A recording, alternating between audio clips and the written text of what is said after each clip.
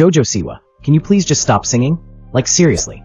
We need a global petition to ban this woman from recording anything that involves a microphone. Her voice at this point should come with a health warning. And just when you think her recent rebrand couldn't get any more chaotic, JoJo somehow makes it worse. This isn't just cringe anymore. This is a full-blown identity spiral in real time. Buckle up. So let's rewind a bit. You might remember her infamous Betty Davis Eyes cover. You know, the one that sounded like a karaoke machine fighting for its life? Yeah, well, someone roasted it again online. Instead of quietly accepting the L like any normal human would, JoJo decided to respond.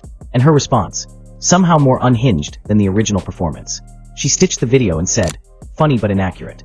I'm just sitting here drinking Belly Welly and coloring golf balls." I'm sorry, what? Let's break that down.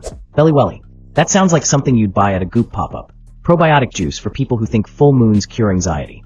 And coloring golf balls? What even is that? A cry for help disguised as a craft?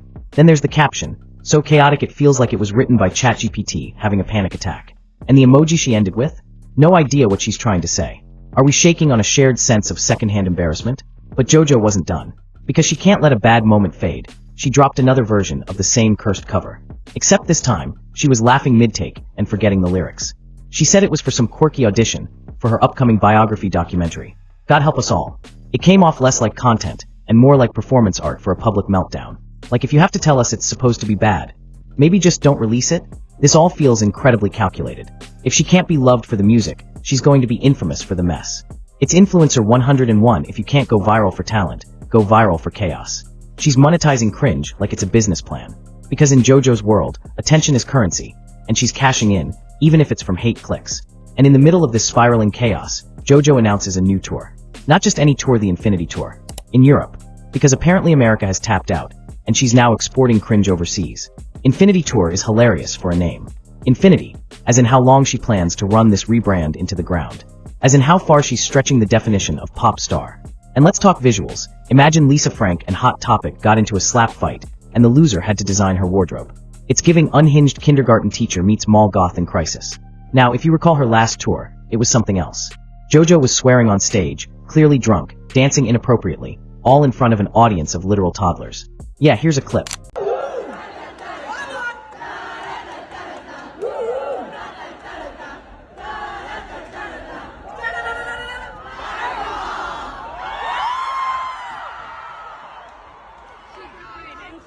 Whichever one of you fuckers brings me this next, you bring me a chaser.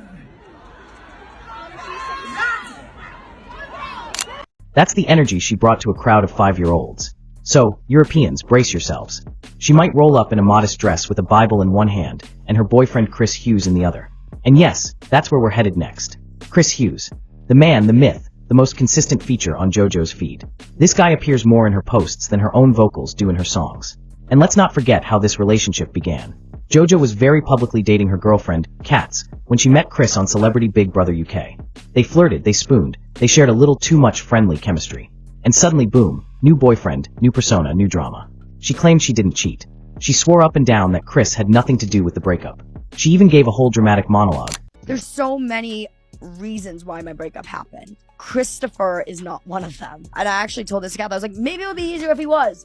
But sure, he is not one of them. So if you're gonna share the story, share the story. The romantic side of the speculation, it paints this picture of like infidelity and paints you as a villain. Don't paint it out to look like I cheated on you with him, because I did not. I will nail my feet into the ground and I will stand on that ground. I did not, I would not, and I have not. You know what I mean? She blamed the LGBTQ+ community for pressuring her into an identity.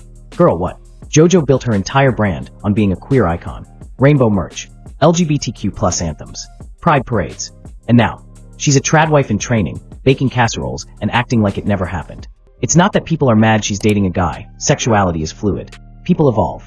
The issue is that she leveraged an entire community for clout, and the second she wanted a rebrand, she jumped ship and rewrote the narrative. And this brings us to the bigger issue. This isn't about one bad cover or one weird boyfriend. This is about the constant rebranding. JoJo changes personalities more than a Power Ranger changes colors. One week she's a Nickelodeon glitter bomb, the next she's a rebellious rocker, then she's a gay icon, now she's a trad wife sipping kombucha. She's trying to confuse the algorithm, and honestly, it's working. Her name keeps trending. The streams keep rising. Not because people like the music, but because they can't believe it exists. Her comment sections look like a group therapy session. Half the people are crying with laughter, the other half are just crying. Even the parodies are starting to blur with reality. You can't roast her, she's already doing it herself.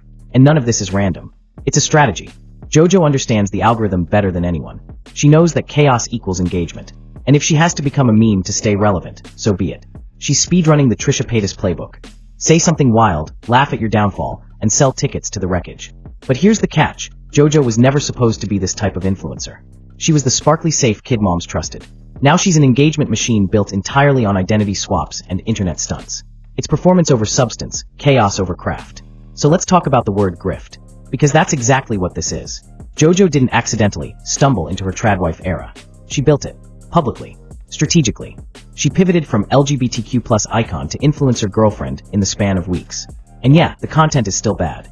The music is awful, the relationship feels forced, and her brand is a mess. But the wild thing is, it doesn't matter. She's getting the attention. And attention equals money. She's figured out that being terrible on purpose pays just as well, maybe even better than being talented. So here we are, stuck in what I'm calling the infinity cringe loop. JoJo's not spiraling. She's sprinting into irrelevance while cashing every check along the way. So what's next? I don't know. She's already been a glitter queen, a lesbian icon, a tradwife. What's left? Honestly, don't be surprised if she says she's a furry next. You heard it here first. Let me know what you think in the comments. Are you still rooting for JoJo? Are you hate watching with the rest of us? Or are you just trying to make sense of it all like me? Like, subscribe, comment, and as always, stay sane out there. Because JoJo's Infinity Tour might just take us all with it.